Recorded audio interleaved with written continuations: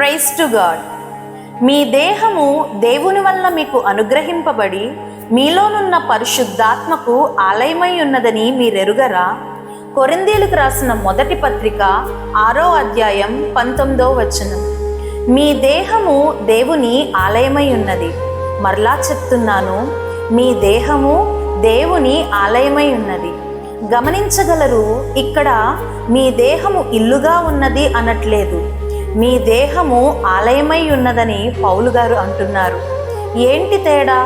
అది ఇల్లు అయితే మనకి ఎలా కావాలంటే అలా వాడుకోవచ్చు, ఎలా ఉండాలంటే అలా ఉండొచ్చు, ఎలాగైనా తిరగొచ్చు, జీవించవచ్చు.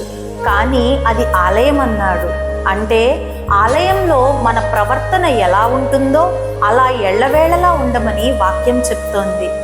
ఆలయంలో బూతులు మాట్లాడం కదా, ఆలయంలో పాపయోచనలు యోచించం కదా, ఆలయంలో కొన్నిసార్లు ఇతరుల పట్ల కోపం ఉన్నప్పటికీ దేవుని ప్రేమను బట్టి క్షమించమని అడుగుతాం. ప్రభు నేర్పిన ప్రార్థనలో ఎంతో మంచి హృదయంతో మా ఎడల అపరాధములు చేయువారిని క్షమించిన ప్రకారం మా అపరాధములు కూడా క్షమించమని అడుగుతాము. ఎంతో మర్యాదపూర్వకంగా గౌరవప్రదంగా ఆలయంలో ఉంటాం. ఎంతో శ్రద్ధగా ప్రార్థిస్తాం, స్తుతిస్తాం, వాక్యానుసారంగా ఉంటాం. అలానే మనం ఒంటరిగా కూడా ఉన్నప్పుడు ఉండమని వాక్యం చెప్తోంది. మన దేహాన్ని ఏ పచ్చబొట్లకో కొట్టుకోవడానికో వాడకూడదు. కొందరు ఇతరుల మీద కోపం, బాధ వ్యక్తపరచడానికి వారిని వారే గాయపరుచుకుంటారు. అలా చేయడం చాలా తప్పని వాక్యం చెప్తోంది.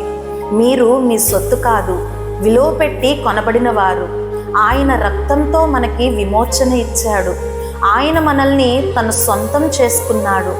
మరి దేహాన్ని ఆలయంగా చూసుకోవడం సాధ్యమేనా అంటే రక్తమాంసములతో ఉన్నంత వరకు మన శక్తి అయితే సరిపోదు. కానీ అది కేవలం దేవుని శక్తి వలనే సాధ్యం. ఆయన్నే ఆ శక్తిని దయచేయమని మనం ఎల్లవేళలా ప్రార్థించాలి. మనం ప్రయత్నించాలి. వీలైనంత వరకు యథార్థంగా జీవించాలి. అప్పుడు పరిశుద్ధాత్ముడు మనకు తోడుగా ఉంటాడు. ఆ పరిశుద్ధాత్ముడే మనల్ని సర్వసత్యములోనికి నడిపించునుగాక. ఆమేన్.